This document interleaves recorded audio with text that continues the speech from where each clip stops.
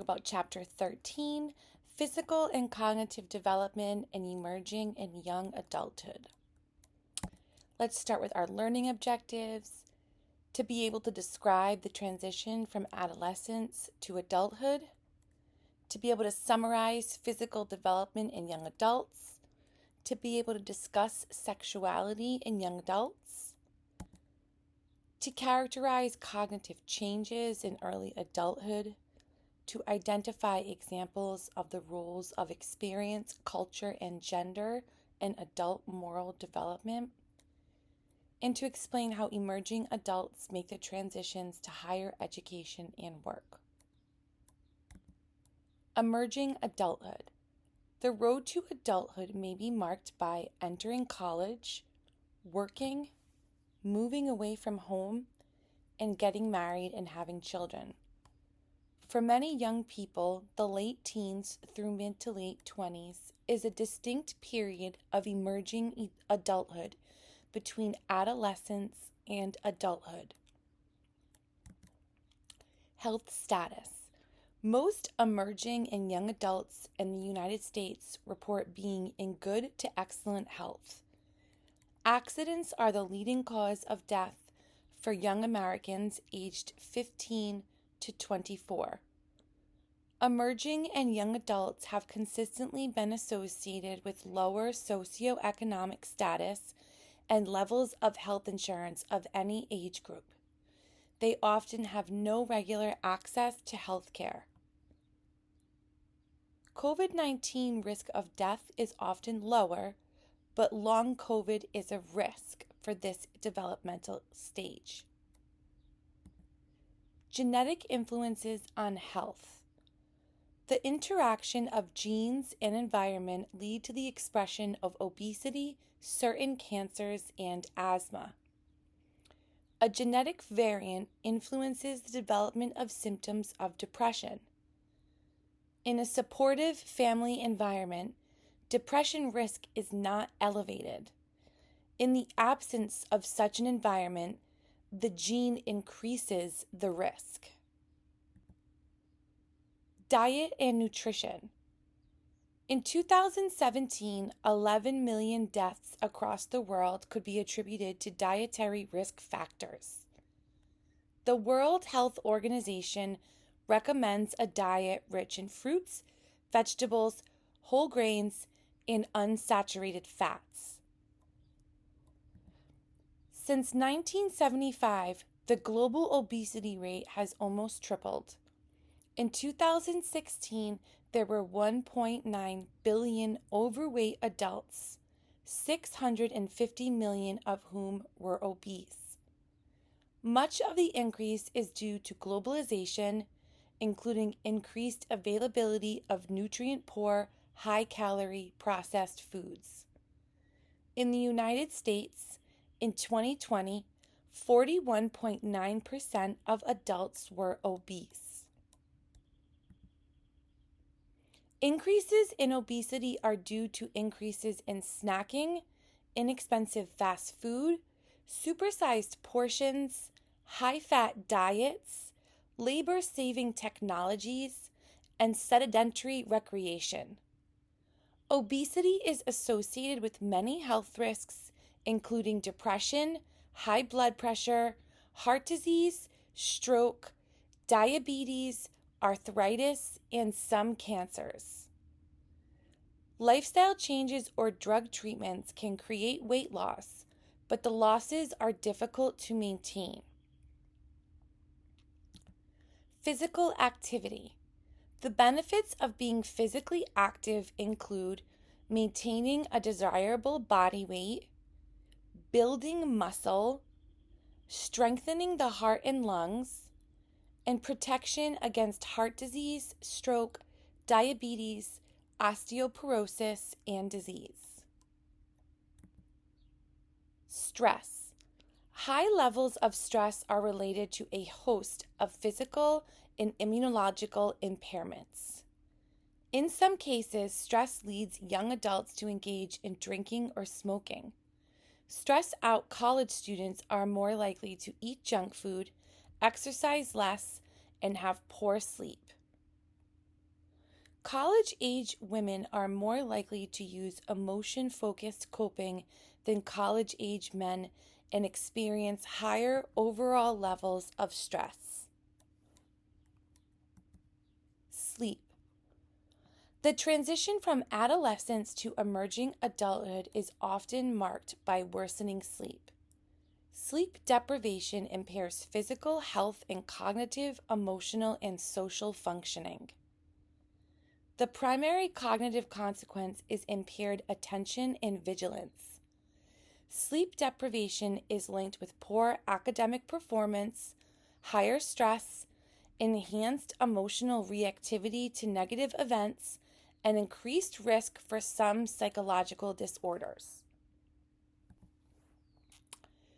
Smoking. Smoking is the leading preventable cause of death worldwide. It is linked to lung cancer, heart disease, and about 1 in 5 American deaths. Many smokers require multiple attempts to quit the habit. Giving up smoking reduces the risk of heart disease, cancer, and stroke. Window on the world. Internet addiction. Internet addiction is a compulsive need to engage in non-work online activities to the point where such activities are interfering with family, social life, or work. The prevalence of internet addiction is estimated to be approximately 14.22% worldwide. As the use of technology spreads more broadly beyond the borders of the developed world, we can expect to see the influence of this new risk spread. Alcohol use. In the United States, alcohol use peaks in emerging adulthood. Among adults aged 18 to 25, about 50% drank alcohol in the past month. Heavy drinking over the years may lead to high blood pressure, cardiac disease, stroke, various cancers, cirrhosis of the liver, damage to the nervous system, and psychosis. 1/3 of vehicle fatalities are alcohol related. This figure gives us information about the percentage of people in this developmental stage that have used alcohol in the last month, have binged alcohol in the last month, or admit to heavy alcohol use. Higher income people rate their health as better and live longer than lower income people. This is an impact of socioeconomic status on health. Lower education is associated with developing diseases, injuries, and chronic ailments, or becoming victims of homicide or suicide. Race and ethnicity. Because many minorities in the United States also tend to have a lower socioeconomic status, their health issues stem from their socioeconomic status rather than minority status per se. Black Americans are more likely to suffer from and die of heart disease and be diagnosed with diabetes. Discrimination can lead to unconscious bias on the part of physicians and poverty. Relationships and health. Health and well-being are associated with the quality of a person's social relationships. Loneliness, social isolation, and low-quality relationships are associated with increased risk of heart disease, stroke, depression, and anxiety. Social support refers to material, informational, and psychological resources derived from a social network to cope with stress. Marriage offers a readily available system of both social integration and social support. It is not surprising that marriage tends to benefit health. Married people, particularly in young adulthood, tend to be healthier physically and psychologically relative to those who are never married, cohabitating, widowed, separated, or divorced. Conversely, People in an unhappy marriage have poorer health than single adults. Alcoholism. Alcohol abuse and dependence are global issues responsible for 5.3% of deaths worldwide. Alcoholism is a long-term physical condition characterized by compulsive drinking that a person is unable to control. Treatment includes detoxification, hospitalization, medication, individual and group psychotherapy, and support organizations. Drug use and abuse. Use of illicit drugs peaks at ages 18 to 25. Almost 24% of this age group report using illicit drugs in the past month. Usage rates drop sharply during the late 20s and then continue to decline as people enter later adulthood and old age. Marijuana is by far the most popular illicit drug among young adults. Depression. Starting at about age 13, the incidence of depression increases gradually. People with major depressive disorders often have depressed or irritable moods for most of the day, show reduced interest in previously pleasurable activities, experience significant changes in weight, and have difficulty sleeping. Young women are more likely to suffer from a major depressive episode. Sexual behavior and attitudes. Almost all U.S. adults have had sexual relations before marriage. Emerging adults tend to have more sexual partners than adults in older age groups, but they have sex less frequently. Casual sex is common on college campuses. Sexual assaults on women are also a problem in this age group. By emerging adulthood, most LGBTQ+ individuals are clear about their sexual identity. Sexually transmitted infections, or STIs, are illnesses that are transmitted by having sex. Worldwide, approximately 38.4 million adults are living with HIV in 2021. The risk of STIs has been climbing steadily. Infertility is the inability to conceive a child after 12 months of sexual intercourse without birth control. Sometimes hormone treatment, drug therapy, or surgery may correct the problem.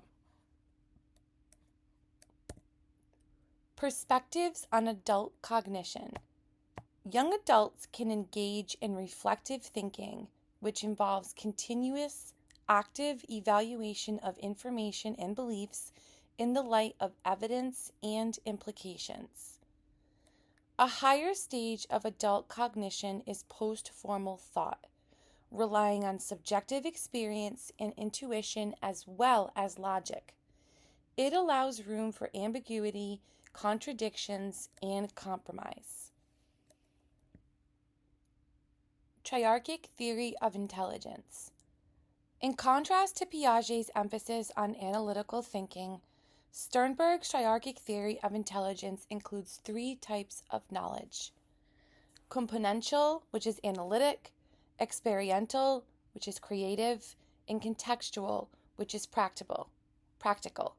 According to Sternberg, componential knowledge is necessary but insufficient to do well in life.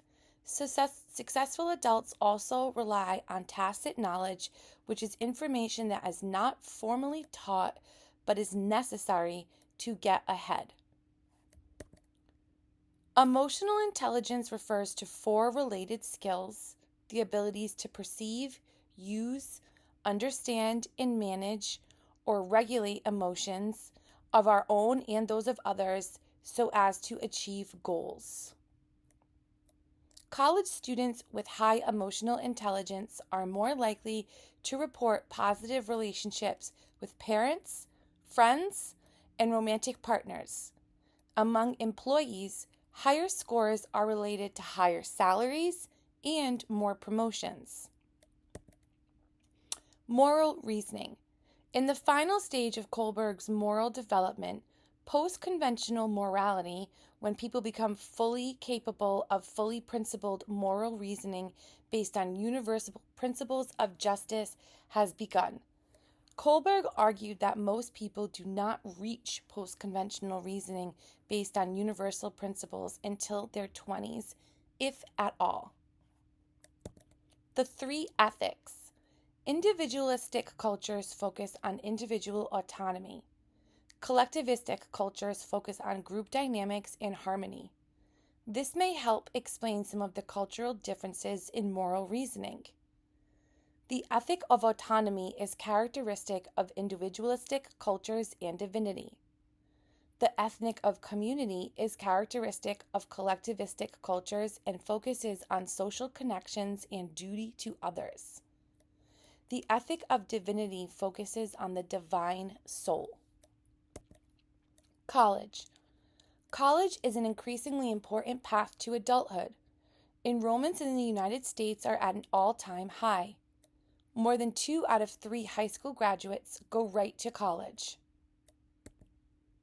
Between 1960 and 2017, the proportion of U.S. high school graduates who went straight to a 2 or 4-year college grew from less than half, which was 45%, then more to more than 2/3, which was 69%. College courses are now widely available by distance learning. Colleges are also increasingly experimenting with hybrid courses that combine online and in-person techniques. Women now make up a larger percentage, 58%, of the student population in comparison to men. In the United States, women remain more likely than men to major in health professions, psychology, and biology, but they have made gains in almost every field, with math-intensive fields the only remaining field where this is not true. The cost of college attendance makes attainment of higher education increasingly difficult for low and middle income families. In the 2019 to 2020 academic year, the average total net price of attendance at a 4-year college or university for a full-time undergraduate at a public institution was $14,200. Private institutions were about double the cost at an average of $23,200 a year. Research in action, the rose that grew from concrete. Data shows that when separated by gender and race, Black girls have the highest proportion of all indicators of school push-out. Black girls are suspended and drop out of school at higher rates than their white peers, and typically have less access to supportive relationships and resources. Roses, a youth-led community intervention program, increases girls' access to community resources using relational advocacy and focusing on multiple areas of influence within the girls' lives. For example, peers, family, juvenile justice system, etc. Completing college. The 6-year graduation rate at 4-year institutions is about 64%. Graduation depends on motivation, academic aptitude and preparation, independent work, social integration, and social support. Work. By their mid-20s, most emerging adults are either working or pursuing advanced education or both. While previous generations could expect to remain at a company from start date until retirement, that pattern of employment is becoming increasingly rare. More and more self-employed, working at home, telecommuting on flexible schedules, or acting as independent contractors. Higher education expands employment opportunities and earning power. In the United States, adults with advanced degrees earn almost 2 times more than those with less than a high school diploma. Income differentials between male and female workers exist at all levels of educational attainment, but those gaps have narrowed considerably. In 1979, women earned 62% of what men did. In 2020, women earn 83% of men's income. Combined work and schooling. In 2014, about 40% of full-time college students and 74% of part-time college students worked while attending college. Working during college may affect the likelihood of attending graduate programs. Such work cuts into the time available to engage in other activities, such as participation in research groups, unpaid internships, and volunteer work. This in turn can affect having a competitive application to graduate school. Cognitive growth at work. People seem to grow in challenging jobs, the kind that become increasingly prevalent today. Substantive complexity at work that requires thought and independent judgment is associated with a person's flexibility in coping. According to the spillover hypothesis, cognitive gains at work carry over to non-working hours. Substantive complexity at work strongly influences the intellectual level of leisure activities.